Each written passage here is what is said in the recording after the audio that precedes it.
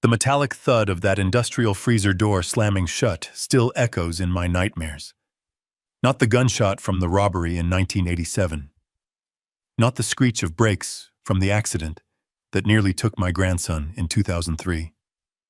It was that cold, final sound of betrayal engineered by hands I once taught to tie shoelaces by the same boy I carried on my shoulders through grocery store aisles we would one day own together. 7 hours. That's how long I fought against hypothermia in that 0-degree tomb, my breath forming ice crystals in the darkness, my fingertips going numb as I pounded against steel walls that wouldn't budge. The most terrifying part wasn't the cold creeping through my bones or the hallucinations of my late wife Martha calling my name from shadowy corners. It was hearing my own son's footsteps walking away, knowing he was checking his watch, calculating exactly how long it would take for an old man's heart to stop beating. People see this weathered face, these age spots on my hands, and assume I'm just another confused elderly man whose mind is slipping. They have no idea what these scars represent, what I survived, or what I discovered about the monster wearing my son's face. My name is George Thompson, and this is my story of betrayal, survival, and justice served ice cold. Martha and I built Thompson's Market from nothing. Started with a corner store in 1978, worked 18-hour days, counted every penny twice.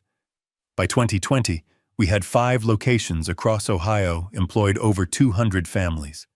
When Martha passed from cancer 3 years ago, Thomas stepped up as CFO. Smart boy MBA from Northwestern, always had a head for numbers. At first, I was grateful.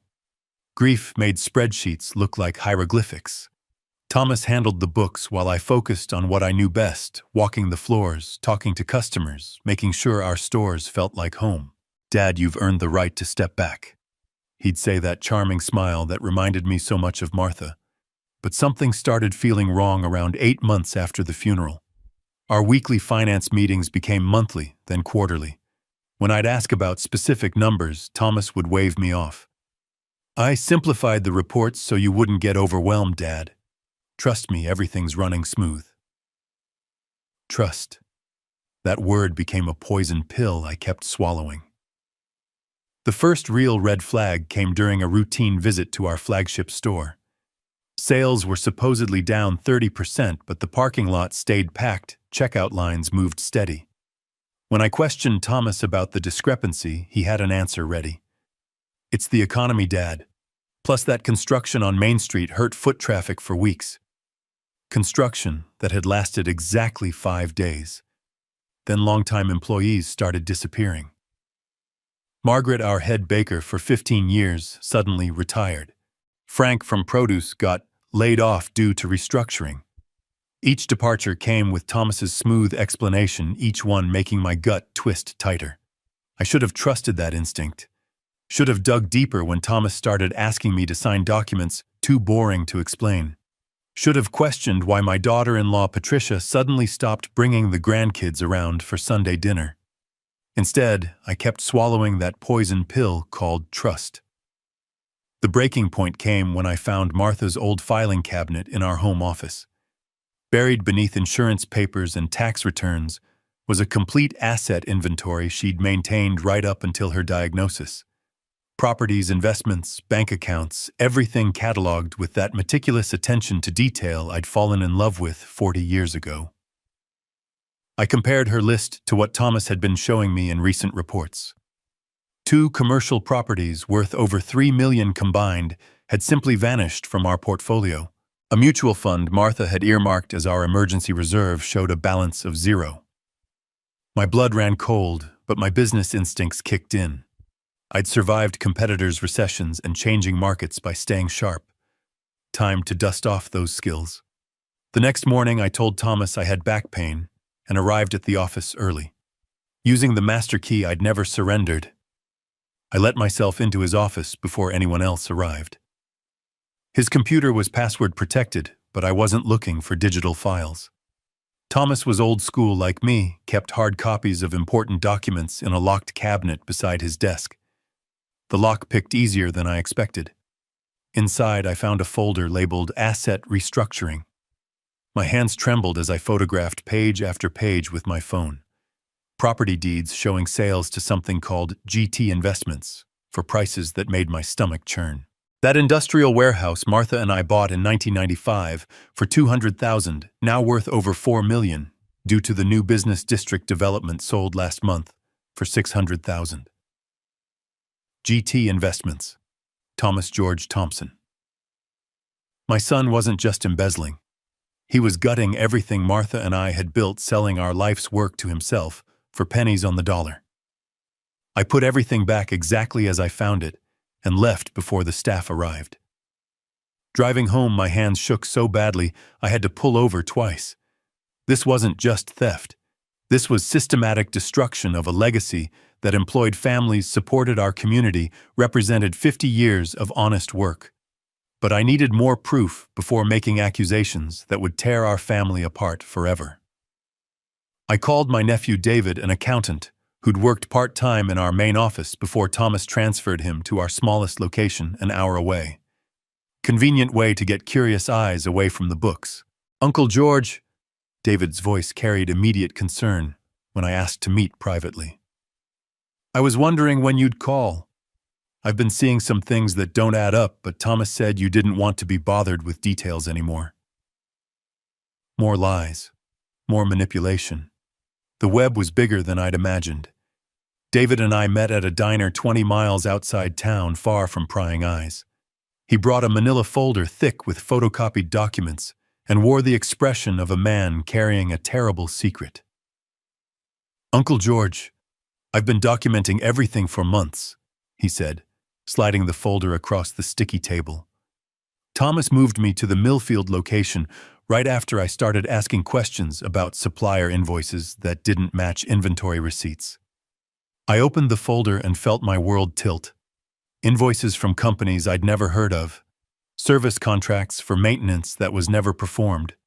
Purchase orders for equipment that never arrived at any of our stores, all bearing Thomas's signature and approval codes. "This company here," David pointed to a letterhead reading Premium Supply Solutions, "supposedly delivered $50,000 worth of refrigeration units last quarter. I called them. They don't exist. The address is a vacant lot in Cleveland." My coffee turned cold as David walked me through a sophisticated embezzlement scheme that had been draining our company for years. Shell companies billing for phantom services. Inventory mysteriously going missing from our warehouses only to be written off as damaged goods. Bank transfers to consulting firms that existed only on paper. "How much?" I asked, though I wasn't sure I wanted to know. "Conservative estimate $3.7 million over the past 18 months. But Uncle George, there's something else." David's voice dropped to a whisper. "Thomas took out a life insurance policy on you 6 months ago. $5 million with himself as the sole beneficiary." The diner seemed to spin around me. My own son had put a price tag on my life, then started planning ways to collect. Every encouraging word about my health, every suggestion that I should take it easy, every document he'd rushed me to sign without reading suddenly took on a sinister new meaning. "We need more evidence," I managed to say, though my throat felt like sandpaper. "Enough to build a case that will stick." Over the next hour, we planned my investigation carefully. David would continue documenting financial irregularities while maintaining his cover at the remote location. I would start recording conversations with Thomas, looking for admissions or threats. Most importantly, I would pretend nothing had changed, that I remained the trusting father he believed me to be. "Be careful, Uncle George," David warned as we prepared to leave. "If Thomas realizes you know about this, especially the life insurance policy—" He didn't need to finish that sentence. Driving home, I felt like I was seeing my son clearly for the first time. The charming smile that had won over customers and employees alike. The quick explanations that always seemed reasonable in the moment. The way he'd isolated me from day-to-day operations while positioning himself as the indispensable heir apparent. Thomas wasn't just stealing money. He was systematically removing every obstacle between himself and complete control of everything Martha and I had built. And apparently, I was the biggest obstacle of all. That night, I sat in Martha's favorite chair and wondered how I'd missed the signs for so long. Then I started planning how to catch a predator who happened to be my own flesh and blood. The confrontation came sooner than I'd planned. 3 days after meeting with David, Thomas showed up at my house unannounced, his usual confident demeanor replaced by something harder, more calculating. "Dad, we need to talk about David," he said, settling into the chair across from me without being invited. "I'm concerned about his mental state. He's been making wild accusations about company finances, spreading rumors that could damage our reputation." I kept my expression neutral, though my pulse quickened. What kind of accusations? Paranoid nonsense about missing money, fake suppliers. The stress of his divorce is clearly affecting his judgment. Thomas leaned forward, his voice taking on that patronizing tone I'd grown to hate. "I think it's best if we let him go, for his own good, of course." "David's always been reliable," I said carefully. "Maybe he's seeing something we missed." Thomas's mask slipped for just a moment, revealing something cold beneath the surface. "Dad, you're too trusting. Always have been. It's admirable, but in business it can be dangerous. Some people take advantage of kindness." And the irony of that statement hit me like a physical blow, but I maintained my composure. "What do you suggest?" "Let me handle it. I'll arrange a generous severance package, help him find another position somewhere else. Distance will give him perspective." Thomas stood straightening his tie with that nervous gesture I'd noticed whenever he lied as a child. "And Dad, if David contacts you with any of his conspiracy theories, please don't encourage him. It would be devastating if these baseless rumors reached our customers or competitors." After he left, I sat in the gathering darkness of my living room, replaying every word. Thomas wasn't just covering his tracks anymore. He was actively eliminating threats, and David had clearly gotten too close to something important. I called David immediately. His phone went straight to voicemail. I tried his home number and got his roommate, who said David had been called away on a family emergency and would be gone for several days. Family emergency. David's parents lived 10 minutes from his apartment and were in perfect health. That night I made a decision that would either save my company or destroy what remained of my family. I drove to an electronics store and bought a digital voice recorder small enough to hide in my shirt pocket. If Thomas wanted to play games with people's lives, I'd make sure every word was documented. The next morning I called him and asked to meet at the office. Time to see just how far my son was willing to go. Thomas arrived at the office within an hour, his usual polished appearance slightly disheveled. The recorder in my shirt pocket felt like it weighed 10 pounds as I watched him close the door behind him. "Dad, you sounded upset on the phone. Everything all right?" I decided to test the waters. "I've been thinking about David's concerns. Maybe we should review those supplier contracts he mentioned just to put his mind at ease." Thomas's jaw tightened almost imperceptibly. "Dad, we've been over this. David's having personal problems that are affecting his judgment. The last thing we need is to waste time chasing shadows based on his paranoid delusions." "Paranoid delusions?" I kept my voice level. "That's pretty harsh language for family. Sometimes family are the ones who hurt you most," Thomas replied, and something in his tone made my blood run cold. "People you trust completely can become your biggest liability if their mental state deteriorates." The threat was subtle but unmistakable. Thomas wasn't just talking about David anymore. "I see." I reached for my jacket. "Well, I think I'll drive over to the warehouse and check on that new freezer installation. Want to make sure everything's working properly." Thomas perked up with sudden interest. "Actually, Dad, that's perfect timing. I was going to suggest we inspect the walk-in freezer together. I've been getting complaints about temperature fluctuations. As someone with your experience, your input would be invaluable." The hair on the back of my neck stood up. Something about his eagerness felt wrong, predatory, but I couldn't back down now without arousing more suspicion. "Sure, son. Let me grab Susan from accounting to help with the inventory check while we're there. Great idea. Thomas smiled, but his eyes remained cold as winter steel. The more eyes, the better. Fun for kang tu dong. Din diem bacham. Tu do tien. The warehouse felt different that afternoon, though I couldn't pinpoint why. Maybe it was the way Thomas kept checking his watch, or how he guided us toward the back, where the industrial freezers hummed like sleeping giants. Susan, our longtime accounting clerk, chatted nervously about quarterly reports, while I fought the growing certainty that I was walking into a trap. Here's the problem unit, Thomas announced, stopping before the largest walk-in freezer. Through the small window, I could see shelves lined with frozen goods, the interior bathed in harsh fluorescent light. The thermostat's been acting up. Sometimes it reads normal, other times it drops way below safe levels. I peered through the glass, seeing nothing obviously wrong. Looks fine to me. The issue's intermittent. You really need to feel the air circulation inside to understand what's happening. Thomas opened the heavy door, and frigid air rushed out like an Arctic breath. After you, Dad. Susan, you too. Your experience with inventory management might help us identify any products that have been affected.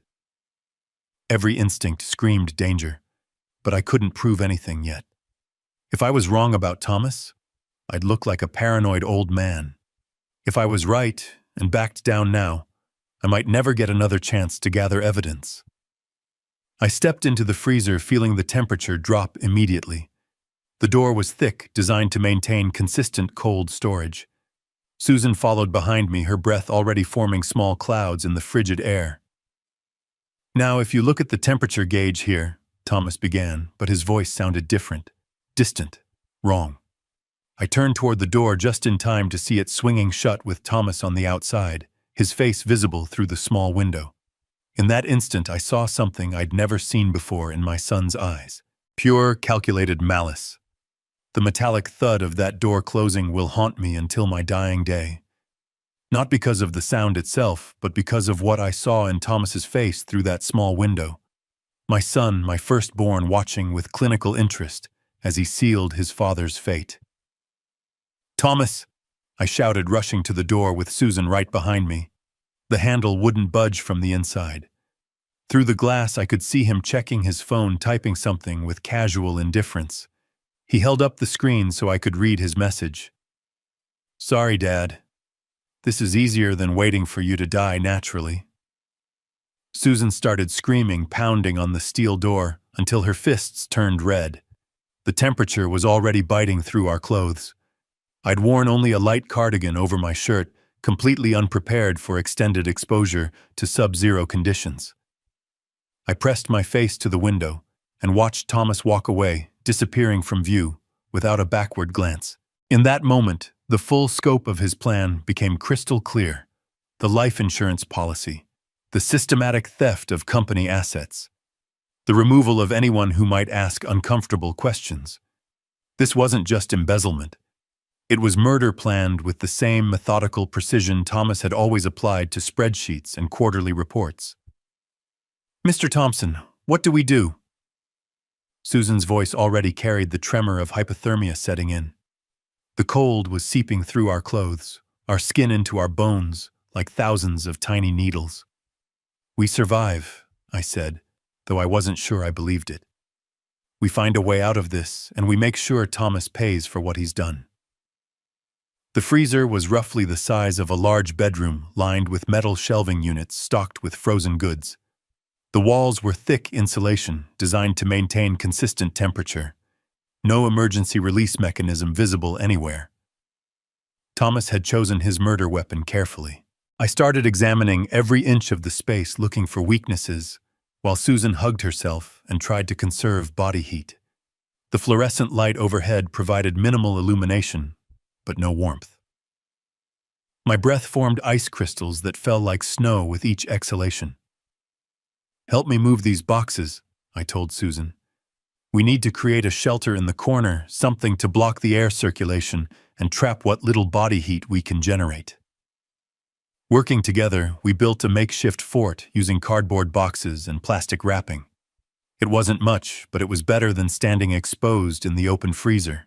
We huddled together in our improvised shelter, sharing what warmth our bodies could provide. Time became meaningless in that Arctic prison. Minutes felt like hours.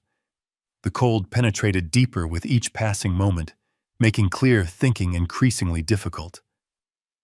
My fingers went numb first, then my toes. Susan's lips turned blue, her speech becoming slurred.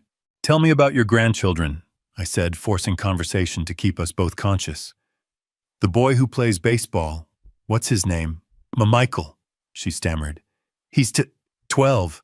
Made the all-star team this year." We talked about anything and everything. Her family, my memories of building the business with Martha, shared stories about coworkers and customers. Anything to keep our minds active as our bodies slowly shut down.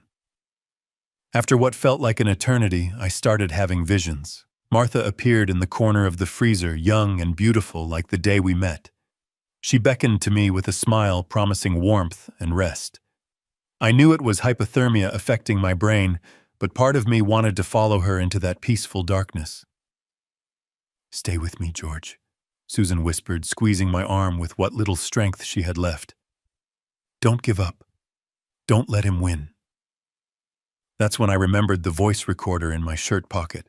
If we died here, at least there would be evidence of Thomas's confession. I managed to activate it with numb fingers, recording what might be our final words. "This is George Thompson. The date is November 15th. My son Thomas has locked me and employee Susan Martinez in the walk-in freezer at our main warehouse. He admitted this was intentional murder to collect on a life insurance policy and steal the company assets. If anyone finds this recording, Thomas is guilty of premeditated murder and massive financial fraud." My voice was getting weaker, words slurring together. Susan had stopped responding to my questions, her eyes closed, breathing shallow. We were both entering the final stages of hypothermia. I thought about Thomas's calculated cruelty, how he'd researched exactly how long it would take us to die at this temperature. Probably timed his alibi perfectly. By now, he was likely calling the police, reporting his father and an employee missing, organizing search parties that would look everywhere except the one place we actually were. But Thomas had made one crucial mistake in his perfect plan.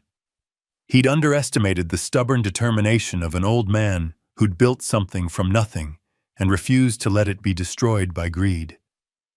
Even as consciousness faded, I kept tapping out SOS on the metal shelving with a piece of pipe I'd found. 3 short taps, 3 long, 3 short, over and over using the last of my strength. Tap, tap, tap, tap, tap, tap, tap, tap, tap.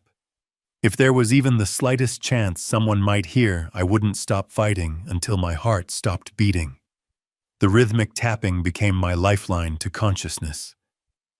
Tap, tap, tap, tap, tap, tap. Each strike against the metal shelf sent vibrations through the frozen air, a desperate Morse code prayer that anyone might hear. Susan had gone completely still beside me. I could barely detect the rise and fall of her chest. My own breathing had slowed to dangerous levels, my heart struggling to pump blood through veins that felt like ice. The hallucinations were getting stronger. Martha stood beside my father now, both of them extending their hands toward me. Just a few more minutes of rest, their voices seemed to whisper. "Just close your eyes." But something deeper than exhaustion kept me tapping. 50 years of building a business. 42 years of marriage. A lifetime of honest work being stolen by the person I'd trusted most. The injustice of it burned hotter than the cold, giving my numb fingers strength to continue their desperate rhythm. Then I heard it. A sound that didn't belong in the frozen silence. Footsteps in the warehouse outside moving closer to our tomb. I summoned every ounce of remaining strength and pounded on the door, croaking out a sound that barely qualified as a shout. The footsteps stopped, then quickened. The door swung open, and warm air rushed in like salvation itself. Maria, the night cleaning crew supervisor, stood silhouetted against the warehouse lights, her eyes wide with horror as she took in our condition. "Call 911, I managed to whisper, before consciousness finally abandoned me. I woke up 3 days later in the ICU, surrounded by beeping monitors and the antiseptic smell of hospital air. My body temperature had dropped to 84 degrees when the paramedics found us. The doctors called it a miracle that 2 people our age had survived that long in sub-zero conditions. Susan was in the room next to mine, still unconscious, but stable. Maria had found us just in time. Another hour and hypothermia would have claimed us both. "Dad, thank God you're awake." Thomas sat beside my bed, his face a mask of concern that would have been convincing to anyone who didn't know the truth. "We searched everywhere for you. When Maria found you in that freezer, I thought we'd lost you." I studied his face through half-closed eyes, letting him think I was still disoriented from the ordeal. His performance was flawless. Worried son, grateful for his father's survival, ready to sue the freezer manufacturer for the faulty door mechanism that had trapped us. "I don't remember much," I lied, my voice deliberately weak and confused. Was I checking inventory, everything so fuzzy? Relief flickered across Thomas's features. "The doctors said memory loss is common with severe hypothermia. Don't worry about business details right now. Focus on getting better." Over the next week, I perfected my act. Confused old man memory gaps, grateful for his devoted son's care. Thomas bought it completely, even bringing me documents to sign that I pretended to review with addled confusion. "Just some insurance paperwork, Dad. Nothing important." But I wasn't as helpless as I appeared. Linda, my night shift nurse, had sharp eyes and a suspicious nature. After catching Thomas in several contradictory statements about the accident, she agreed to help me when I quietly revealed the truth. "My ex-husband tried to kill me too," she whispered during a late-night check. "Different method, same evil. What do you need?" Linda smuggled in a small digital recorder and a prepaid cell phone. While Thomas maintained his vigil during visiting hours, playing the perfect son for doctors and other family members, I was documenting every conversation, every veiled threat, every slip of his mask. "You're tougher than I expected, old man," he muttered one evening, thinking I was sedated. "Most people your age would have died in that freezer within 2 hours. But don't worry.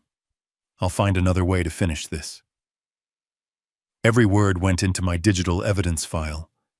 Thomas thought he was dealing with a confused, weakened old man whose memory had been damaged by hypothermia. Instead, he was confessing to attempted murder while being recorded by someone who remembered every detail of his betrayal. The hardest part was maintaining the charade when my other children visited. Patricia brought the grandchildren, once their faces pale with worry. I wanted to warn them, to tell them their father was a monster, but I couldn't risk exposing my plan. Not yet. Thomas still had to believe he was winning. The breakthrough came during Thomas's visit on my 10th day in the hospital. He thought I was sleeping, but I was wide awake with the recorder running beneath my pillow. He made a phone call that changed everything. "Yeah, it's me," he said quietly, standing by the window. "The old man's tougher than expected, but his memory's shot. Doctors confirmed significant cognitive damage from the hypothermia." I listened through barely opened eyes as my son discussed my accident with someone on the other end. "No, we can't try the same method again. Too suspicious. But I've got the lake house ready. Remote location, plenty of ways for a confused old man to have a tragic accident. Maybe he falls down the stairs, hits his head, or wanders outside and gets lost in the woods." My blood turned to ice water, but I forced myself to remain perfectly still. "The insurance money will cover any loose ends. $5 million goes a long way toward cleaning up problems." Thomas chuckled softly. "Don't worry about Susan. She's still unconscious, and even if she wakes up, it's her word against mine. Who's going to believe the rambling of someone with brain damage from hypothermia?" He ended the call and turned back toward my bed. I kept my breathing steady, eyes closed, playing the role of the helpless old man he believed me to be. "Sweet dreams, Dad," he whispered, and something in his tone made my skin crawl. Tomorrow we'll discuss getting you out of this hospital and somewhere more comfortable. Somewhere quiet where you can recover properly. After he left, I used Linda's phone to contact David. My nephew had been trying to visit, but Thomas kept making excuses about my fragile condition and need for rest. Uncle George, I've been so worried. Thomas said you couldn't have visitors yet. David, listen carefully, I whispered into the phone. I need you to research everything you can about a lake house Thomas might have purchased recently. And I need you to contact Sheriff Reynolds. Tell him I have evidence of attempted murder and massive financial fraud. Evidence, but Thomas said your memory was affected. My memory's fine, David. I've been recording everything. Thomas tried to kill me in that freezer, and now he's planning to finish the job at some lake house. We need to move fast. The next morning I told Thomas I was ready to leave the hospital. Time to spring the trap I'd been preparing for 2 weeks. That's wonderful news, Dad. I've got everything arranged at the lake house. You're going to love the peace and quiet. Peace and quiet. Thomas's euphemism for isolation and murder. The discharge process took longer than Thomas wanted, but he maintained his caring son facade perfectly. He helped me into his car with gentle hands, adjusted my seatbelt, even brought a pillow for the journey. How far is this lake house? I asked, settling into the passenger seat, while the hidden recorder captured every word. About 2 hours northeast. You'll love it, Dad. Completely private, surrounded by woods. The perfect place to recover without any stress or interruptions. We drove through familiar Ohio countryside that gradually became more remote. Thomas kept the conversation light, pointing out landmarks, asking about my comfort level. But I noticed how he checked his mirrors constantly, making sure we weren't being followed. What he didn't know was that David and Sheriff Reynolds were tracking us through the GPS on Linda's phone, maintaining a careful distance. The sheriff had been skeptical until he heard the recordings I'd made in the hospital. Thomas's casual discussion of murder plans had convinced him to take action. After 90 minutes, Thomas turned onto a gravel road that wound through dense forest. No other houses visible, no cell phone towers, no witnesses. The isolation was complete and deliberate. Here we are, Thomas announced as a rustic cabin came into view. It looked expensive but neglected, like a property purchased for a specific purpose rather than enjoyment. I bought this place as an investment. Figured it would be perfect for your recovery. He helped me out of the car with the same gentle care he'd shown at the hospital. But something had changed in his demeanor. The mask was starting to slip now that we were alone and miles from civilization. It's beautiful, son, I said, playing my role while studying the terrain. Steep ravines on both sides of the property. A well that looked suspiciously deep and recently uncovered. Multiple ways for an elderly man with memory problems to have a fatal accident. Let's get you inside and settled. Thomas guided me toward the cabin, his grip on my arm firmer than necessary. I thought we could spend some time together, just father and son. Talk about the future of the company, your estate planning, that sort of thing. Estate planning. Code for making sure Thomas inherited everything after my convenient demise. As we reached the front porch, I made my decision. Time to drop the confused old man act and see how my son reacted when he realized his victim wasn't as helpless as he'd believed. You know, Thomas, I said, stopping at the cabin door. I remember everything about that freezer. The transformation in Thomas's face was instantaneous. The caring son mask didn't just slip, it shattered completely, revealing something cold and predatory beneath. His grip on my arm tightened until it hurt. What did you just say? His voice dropped to a dangerous whisper. I said I remember everything about that freezer. How you locked me and Susan inside. How you stood there checking your watch, calculating how long it would take us to freeze to death. How you walked away whistling like you were heading home from a normal day at work. Thomas's eyes darted around the isolated property, probably weighing his options. We were miles from help, surrounded by forest with a conveniently deep well just 50 yards away. You've been lying to me, he said, pushing me roughly against the cabin door. Acting confused, pretending your memory was damaged. How long have you known? Since the moment you locked that door.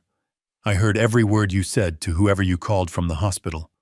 About the insurance money, about making my death look accidental, about cleaning up loose ends. I pulled out the digital recorder and held it up. Every conversation we've had for the past 2 weeks is on here, Thomas, including your confession to attempted murder. His face went from pale to flushed with rage. You manipulative old bastard. Just like always, thinking you're smarter than everyone else. Smart enough to know my own son was stealing from me. Smart enough to survive 7 hours in that freezer through pure stubbornness. And smart enough to record you planning my murder while you thought I was helpless.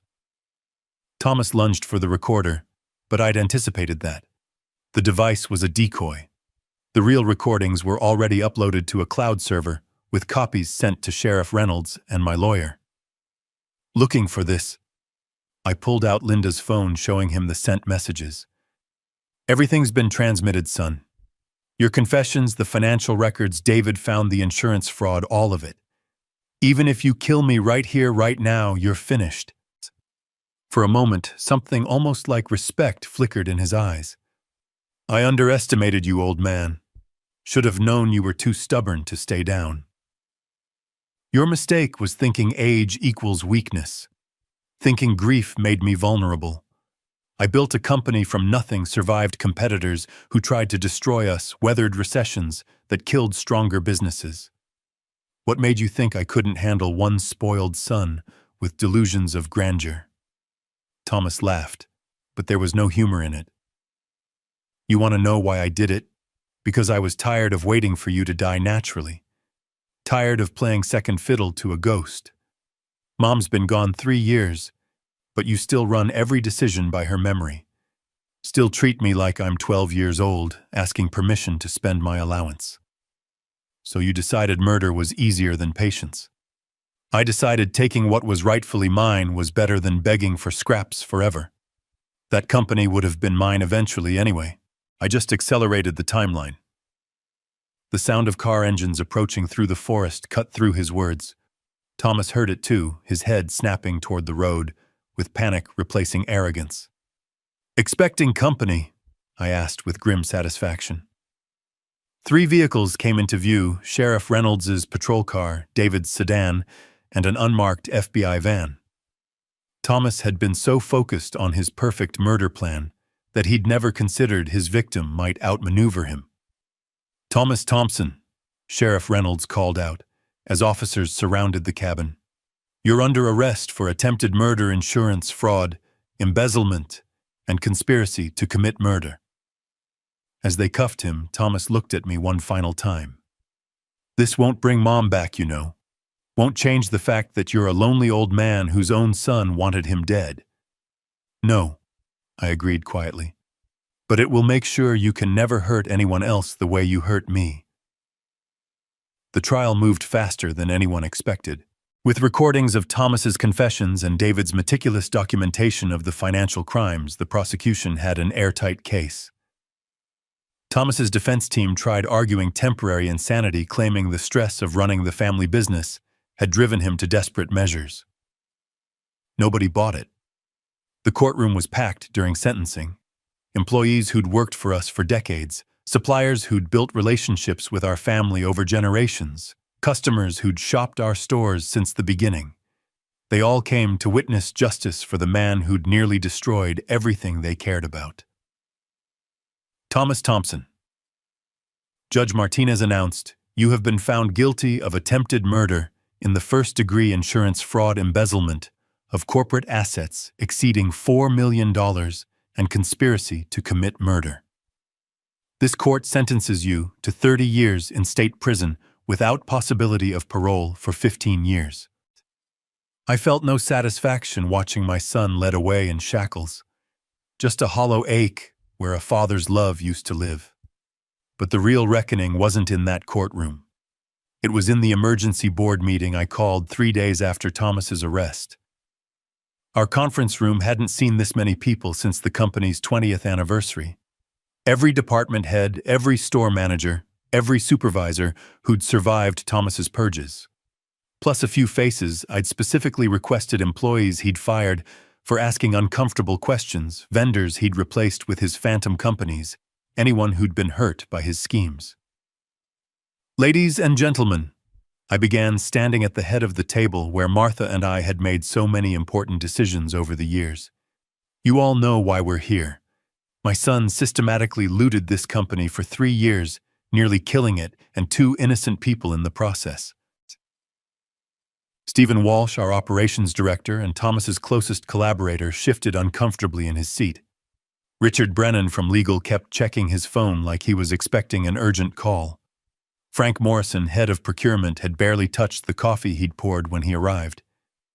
What you don't know is how deep the corruption goes. David, would you please distribute the financial analysis? My nephew stood up, passing folders around the table with the same methodical precision that had helped expose Thomas's crimes.